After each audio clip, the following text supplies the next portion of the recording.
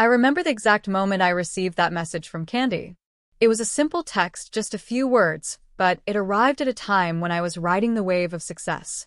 I had just secured the biggest contract of my career, a deal that would not only ensure our future, but also bring us everything we had ever dreamed of. However, her message felt different, cold, distant, and far from the excitement I had expected. It was merely a reminder about our dinner plans, lacking any interest in the life-changing news I was eager to share. Something felt off, but I dismissed it, thinking she might just be busy. Over the following weeks, I started noticing small changes. Candy's smile seemed forced, her phone was always on silent, and she began coming home later than usual, claiming she was held up at work. Still, I trusted her. After all, we had been married for 5 years. I loved her, and I believed she loved me too. Then one day, I came home early, a rare occurrence for me. The house was eerily quiet, almost too quiet. I walked to our bedroom and noticed her phone blinking with a message. It was from someone named Mark, a name I had never heard before. I hesitated but eventually picked up her phone and unlocked it, something I had never done before. What I saw made my stomach churn. The messages were explicit, filled with passion and longing, words she hadn't spoken to me in months. The last message read, "Meet me at the usual spot. 6 p.m. A chill ran down my spine. I had to know. I had to see it with my own eyes. That evening, I decided to follow her. As the clock ticked closer to 6 p.m., a storm of emotions brewed inside me. Dread, anger, heartbreak, a mix I had never experienced before. Candy left the house at 5:30, right on time. I followed her, keeping a safe distance. She drove along a route I hadn't seen her take before, heading toward the outskirts of the city, far from her usual stops. My hands gripped the steering wheel so tightly that my knuckles turned white, and my heart pounded like a drum in my chest. Finally, she pulled into the parking lot of a small, unremarkable motel.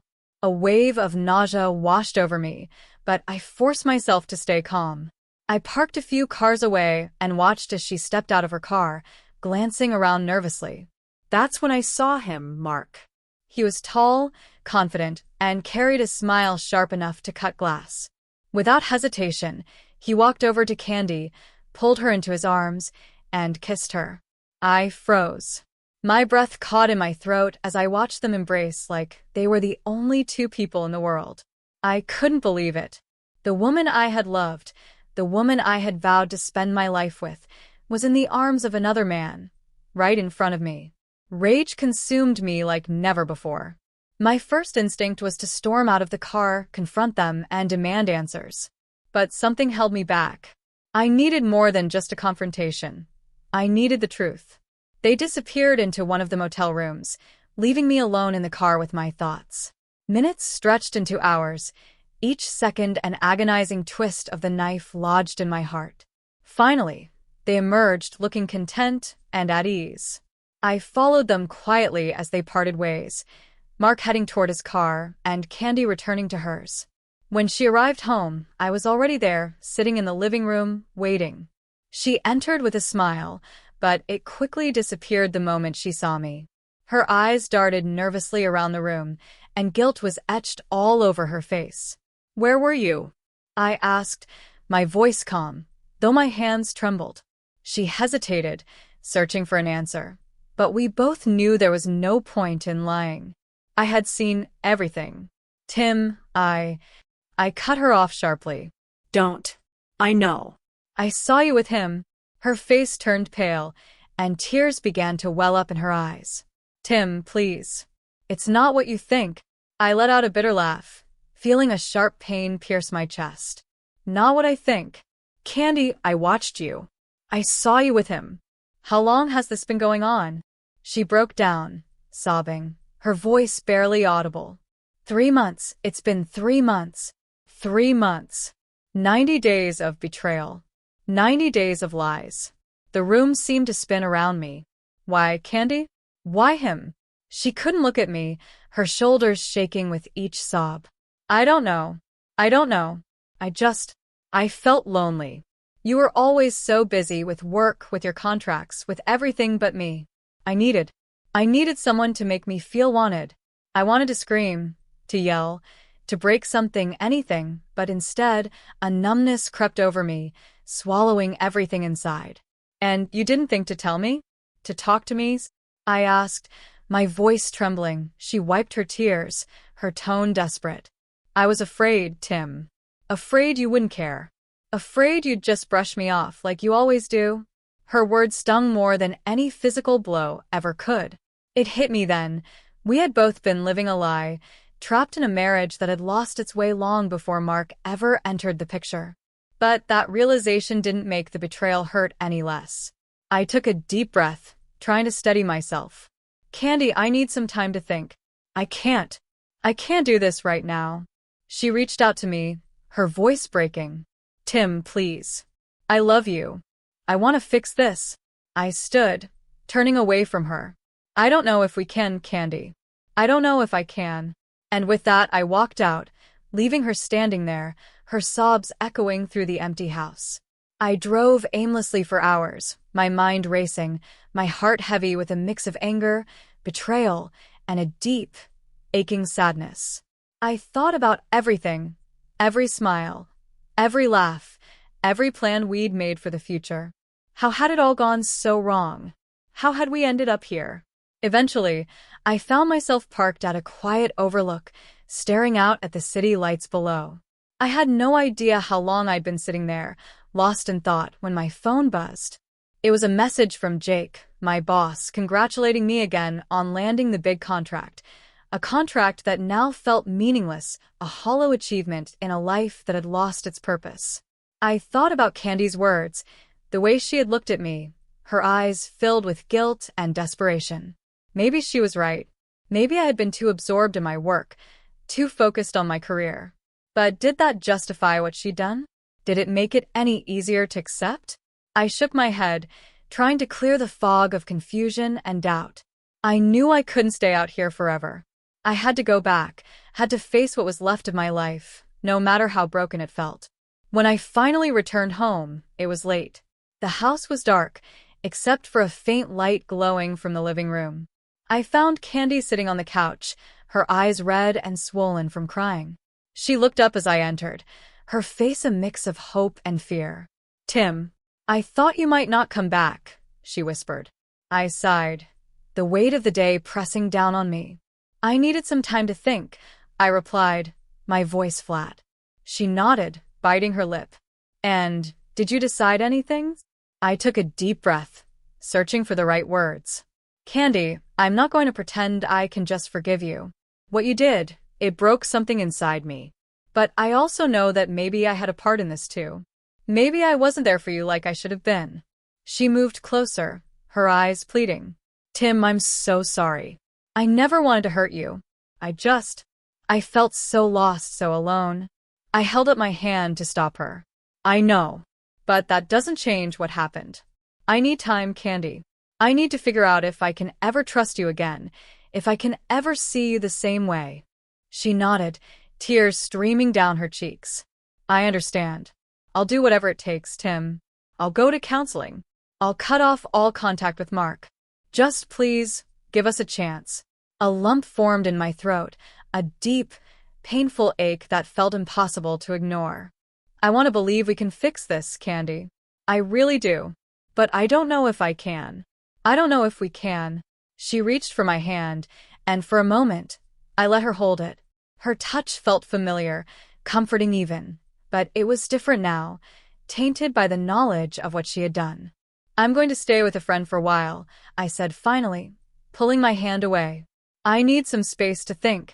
She nodded, her face crumpling as fresh tears spilled down her cheeks. I understand, she whispered. I turned and walked to the bedroom, packing a bag with a few essentials. As I moved through the house, every corner, every photograph, every piece of furniture felt like a reminder of the life we had built together, a life that now seemed so fragile, so uncertain. When I reached the door, I paused and looked back at Candy one last time. I hope you understand how much this has hurt me, I said softly. And I hope you know that, no matter what happens, I did love you. I still do, in some way. She sobbed, covering her face with her hands. I know, Tim. I'm so sorry. I love you too. Please come back to me. I didn't reply. I just turned and walked out, closing the door behind me. I didn't know where I was going or what the future held, but I knew one thing. I needed time. Time to heal, time to think, and maybe, just maybe, time to forgive. The next few days passed in a blur. I stayed with my friend Alex, who offered me his spare room without asking too many questions. He could see the turmoil on my face and knew better than to pry. I was grateful for the silence, for the space to think. I replayed everything in my mind, every moment of our relationship, trying to pinpoint where things had gone wrong. Was it the long hours at the office? The late nights spent working on proposals and presentations? The times I said I was too tired to go out? Too busy to listen? It felt impossible to find the exact moment we started drifting apart. It wasn't one event, but a slow, inevitable slide, one neither of us had noticed until it was too late. Candy texted me every day. Her messages were simple, checking in, asking if I was okay, if I needed anything. But I couldn't bring myself to respond. I wasn't ready. I wasn't sure if I ever would be. One afternoon, my phone buzzed. It was a call from Jake, my boss. "Tim, I know you're going through something personal," he said, his voice carefully measured. "But I need you back in the office. We've got a lot riding on this contract, and we can't afford to have you off the grid right now." I sighed, feeling the weight of his words. He was right. My job, my career, everything I had worked so hard for was hanging in the balance. I couldn't afford to let it slip away. "I'll be in tomorrow," I replied, knowing it was time to face reality. The next day, I walked into the office, forcing myself to put one foot in front of the other. I smiled as I greeted my colleagues, but inside, I felt empty. I threw myself into my work, trying to get lost in numbers and negotiations, hoping the familiar routine would distract me from the chaos in my personal life. It worked to some extent. I managed to get through the day without thinking about Candy until I saw Mark. He was standing outside the building, waiting for someone. My heart raced when I recognized him. The man who had come between us, the man who had held my wife in his arms. I didn't know what happened. One moment I was standing in the lobby, and the next I was outside, walking toward him. He looked up, surprised, then smirked, as if he had been expecting this confrontation all along. "Mark, right?" I said, my voice tight with controlled anger. He nodded, that smirk still on his face. "You must be Tim, Candy's husband." I felt a surge of rage, but I forced myself to stay calm. "I don't know what you think you're doing, but I want you to stay away from my wife," I said, my voice low and steady. He chuckled, crossing his arms. "Your wife? Are you sure about that? Because from where I'm standing, she doesn't seem too happy with you." My fists clenched at my sides, and it took everything in me not to strike him. "You don't know anything about our marriage," I replied, gritting my teeth. "And you have no right to interfere." He shrugged, looking far too relaxed for my liking. "Maybe not, but Candy, she came to me. She needed something you weren't giving her." "That's not my fault, Tim. That's yours." His words hit me like a punch to the gut. I wanted to shout, to scream, to make him feel even a fraction of the pain I was feeling, but I knew that would play right into his hands. Instead, I took a deep breath and stepped closer. "Listen to me carefully, Mark. Whatever happened between you two is over now. If you come near her again, if you so much as text her, you'll regret it." His smirk faltered slightly, and I saw uncertainty flicker in his eyes. "Is that a threat?" he asked. "It's a promise," I replied, turning on my heel and walking away, my heart pounding in my chest. I knew this wasn't over, but I had made my point. I needed to regain control of my life, starting with the people who had invaded it. As I walked back into the office, I felt a strange mix of emotions: anger, hurt, and determination. I knew I had a long road ahead, but for the first time in days, I felt a spark of something I hadn't felt in a long time. Hope. Maybe, just maybe, I could find a way through this. Maybe I could heal, move forward, whether with Candy or without her. That night, I called her. I heard the tremble in her voice when she picked up. "Tim, we need to talk," I said, trying to keep my voice steady. "Okay," she whispered. When? Tomorrow. Let's meet somewhere neutral, I suggested. There was a pause, then she agreed. The park. The one by the lake. I nodded, even though she couldn't see me. Yeah, that'll work. Noon. I hung up, feeling a strange sense of calm settle over me.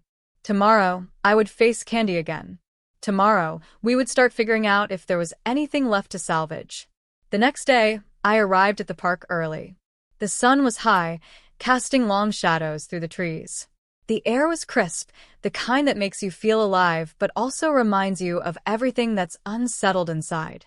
I chose a bench near the lake, a spot where we had once sat together, laughing and dreaming about the future.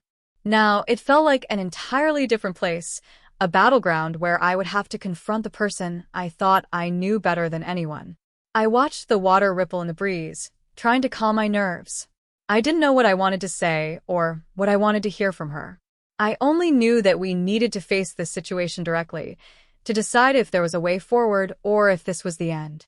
I saw her approaching in the distance, her steps slow and hesitant. She looked fragile, as if a single gust of wind could blow her away. My heart twisted painfully at the sight, a mix of love, hurt, and uncertainty. She stopped a few feet away from me, unsure whether to sit down or keep her distance.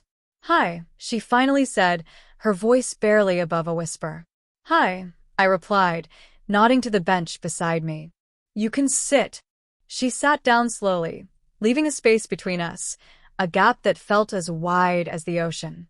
For a few moments, we just sat there in silence, listening to the sounds of the park, the distant laughter of children, the rustle of leaves in the wind, the soft lapping of the lake against the shore. Finally, she spoke. "Tim, I'm so sorry. I don't even know where to start." I took a deep breath, trying to steady myself. "Start with the truth, Candy. I need to know everything. No more lies, no more hiding. Just tell me why." She nodded, her eyes fixed on her hands, which were nervously twisting in her lap. "I know I've hurt you, and I don't expect you to forgive me, but I want you to understand. I felt so alone, Tim. You were always busy, always focused on work. I felt like I was invisible, like I didn't matter anymore. I felt a pang of guilt, but I pushed it aside." "So you turned to him?" Tears welled up in her eyes, but she nodded. "I know it was wrong. I know I should have talked to you, tried to work things out. But I was afraid. Afraid you wouldn't care. Afraid you'd just move on without me." I sighed, running a hand through my hair. "Candy, I might have been distant, but I was always here. I never stopped loving you. I never stopped caring about you." She looked at me, her eyes filled with regret. "I know, Tim. And I hate myself for what I did. I wish I could take it back, but I can't. All I can do is ask for your forgiveness. Ask for a chance to make things right." I stared at the lake, my thoughts a tangled mess. "Do you still love him?" I asked, the question slipping out before I could stop myself. Her eyes widened, and she shook her head quickly. "No, Tim. It was never about love. It was about feeling seen, feeling wanted. But it was a mistake, a terrible mistake. You're the one I love. You always have been." Her words hung in the air between us, heavy and uncertain. I wanted to believe her, wanted to trust that this was the truth, but the doubt lingered. How do I know this won't happen again? How do I know you won't turn to someone else the next time you feel lonely? She reached out, her hand trembling, and took mine. "I'm willing to do whatever it takes, Tim. Counseling, therapy, whatever you need. I know I've broken your trust, and I'll spend the rest of my life trying to rebuild it if you'll let me." I felt the warmth of her touch, familiar, yet unfamiliar, and realized I had a choice to make. I could walk away, leave all of this behind, try to start fresh. Or I could try to forgive, try to heal, try to rebuild what had been broken. "I don't know if I'm ready to forgive," I said slowly. "But I'm willing to try. I'm willing to take it one day at a time and see where that leads us." A tear slipped down her cheek, but this time, there was a small, hopeful smile on her lips. "That's all I'm asking for, Tim. A chance. Just a chance." I nodded, feeling a weight lift off my shoulders, just a little. "We'll take it slow. We'll go to counseling. We'll really talk this time. But I need you to understand something, Candy. If I ever feel like you're hiding something from me again, if I ever feel like you're being dishonest, I'm done. No more second chances. She nodded vigorously, her grip tightening on my hand. I promised him. No more secrets. No more lies. I'll be an open book. I squeezed her hand, feeling a small spark of hope flicker inside me. Okay, I said softly. Let's try. We sat there for a while longer, the silence between us no longer heavy, but filled with the possibility of something new. It wouldn't be easy. It wouldn't be quick. But for the first time in a long time, I felt like maybe, just maybe, we could find our way back to each other. Over the next few weeks, Candy and I took those tentative first steps toward healing. We attended counseling sessions where we both spoke honestly, sometimes painfully, about our fears, our mistakes, and our hopes. It was hard, harder than I ever imagined, to lay our broken pieces on the table and try to fit them back together. There were days when it felt impossible, when the weight of what had happened threatened to crush me, and I wondered if I could ever truly forgive her. But there were also moments of clarity, of understanding. Moments when I saw in her eyes the same woman I had fallen in love with, the woman who had stood by me through thick and thin, who had been there for all the highs and lows. And I realized that she was hurting too. She felt the loss just as deeply as I did. Gradually, things began to change. We started to reconnect, not just as husband and wife, but as friends, as partners. We spent time together, talking late into the night about everything and nothing. We went for walks in the park, cooked dinner together, laughed at old jokes, and created new ones. Slowly, we began to find each other again in the small, everyday moments that we had once taken for granted. I won't pretend it was easy or that it all magically fell back into place. There were still days when doubt crept in, when the memories of her betrayal haunted me. But with each passing day, those moments grew fewer and farther between. The anger and the pain started to fade, replaced by something softer, something that felt like understanding and maybe even forgiveness. One evening, as we sat on the porch watching the sun dip below the horizon, Candy turned to me, her eyes filled with a mixture of hope and vulnerability. "Tim," she said softly, "do you think we'll ever be okay again? Truly okay?" I looked at her for a long moment, then took her hand in mine. "I think we're getting there," I replied. "I think we're learning to be okay in a new way, in a way we never knew before. And maybe that's enough." She smiled, a tear slipping down her cheek. But this time, it wasn't a tear of sadness. It was a tear of relief, of gratitude. "I love you, Tim," she whispered. "I always have, and I always will." I squeezed her hand, feeling a warmth spread through my chest. "I love you too, Candy. And I'm willing to keep trying, to keep fighting for us, for as long as it takes." We sat there together, our hands intertwined, watching as the stars began to appear one by one in the darkening sky.